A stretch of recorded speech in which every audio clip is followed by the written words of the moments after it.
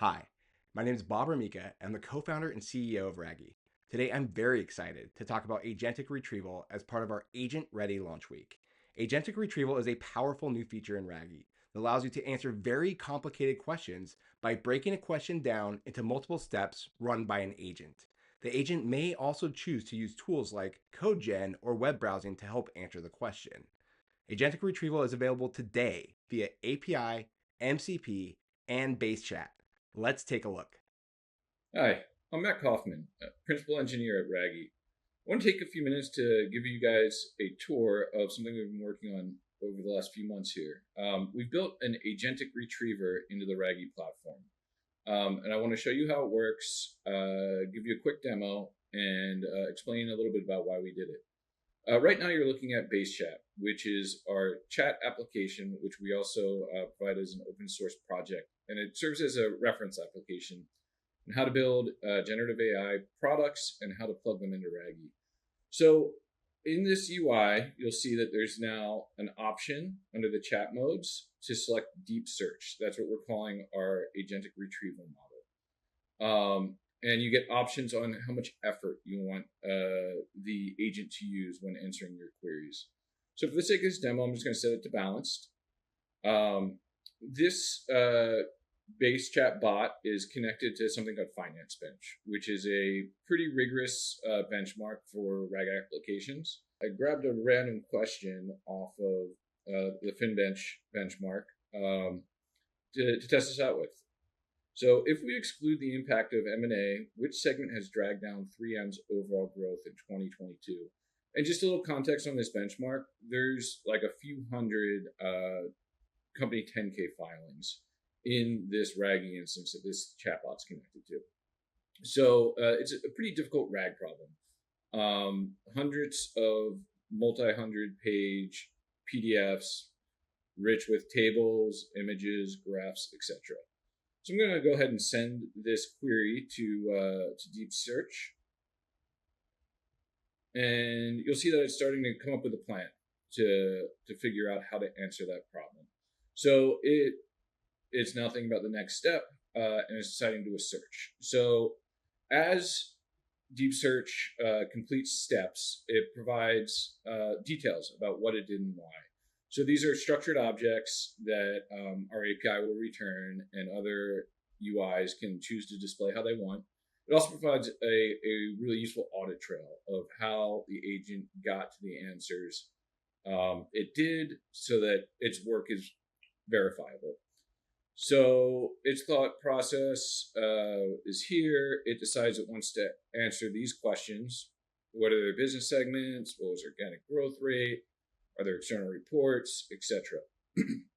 So at the moment, it's using its search sub-agent to actually run a lot of searches in Raggie in parallel. You'll see that completed. We can take a look at what it did. So it said, what were the primary business segments? It found all of these results, a lot of results. Also found a lot of results here. And then it gave us a little log of what it was up to. We can actually go ahead and inspect these and find the data that it found pertinent to this question. It's apparently doing another search, so it wasn't quite happy with answering some of these questions, so it's going to continue to work. And that's a feature of Deep Search. Depending on the effort level, it will allocate a budget for how many steps it can take, how many tokens it can use, how thoroughly it will decompose the initial query into some questions that should be answered to get a confident response back. And what's really nice is, like I mentioned, you can just dive in here and take a look at what it's actually been finding. So it completed another search. This time was the organic growth, which segments underperformed, and thinks it can answer. So it's summarizing the main business segments, excluding M&A. So this is just kind of, you might be familiar with its UI from, say, ChatGPT, where it's giving you a little bit of a hint of what it's up to. There's now a answering sub-agent that's taking all of the evidence that we've collected, the original question, and synthesizing a final answer. It thinks it's also evaluating it. So it looks like it passed evaluation, and has now gone to our citation subagent. So this is the final answer that the end user would receive. And if you were using our API in synchronous mode, this is the answer you'd get. So yeah, here we go. In 2022, business segments were da da da da da, and the consumer segment negatively impacted overall growth. And let's take a look here. And this was the key chunk in answering that question. And then again, we get a nice timeline of what it did, what it figured out at each step, and what it was up to. So again, this is in Base Chat, our open source chat application. You can also use deep search, obviously through the API itself. So here I've got a little terminal going here, and I've actually already constructed the post to show how this works. So some of the notable parameters, here's the input. You can provide an extra search instruction. This is like kind of like a system prompt. Depending on your data, you may want to provide some extra guidance to the agent about how to search through it. I'm providing it a tool. The tool is the retrieve tool, and it's looking in the FinBench partition. And we're going to use search effort medium. And again, the model is deep search. So I'll go ahead and hit enter here. And you know that stream is true.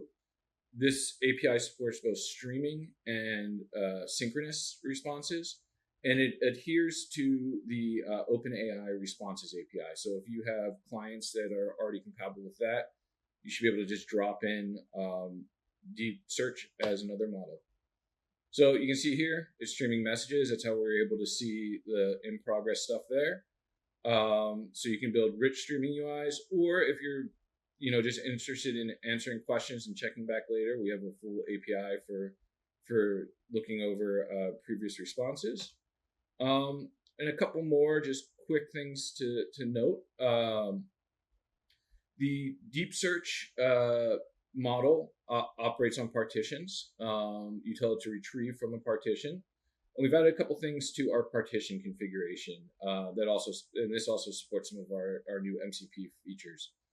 So you'll see that partitions now support a description. This can be used to give the agent some hints about what it's going to find there.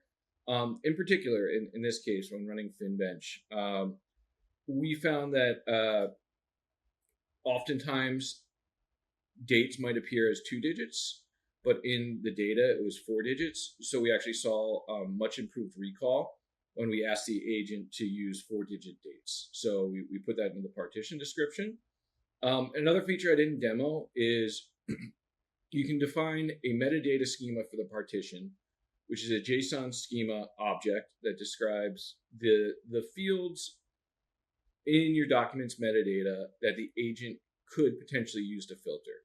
So this is something you can set up, and the agent will inspect it, look at the query, and see if there's anything that it might want to filter on.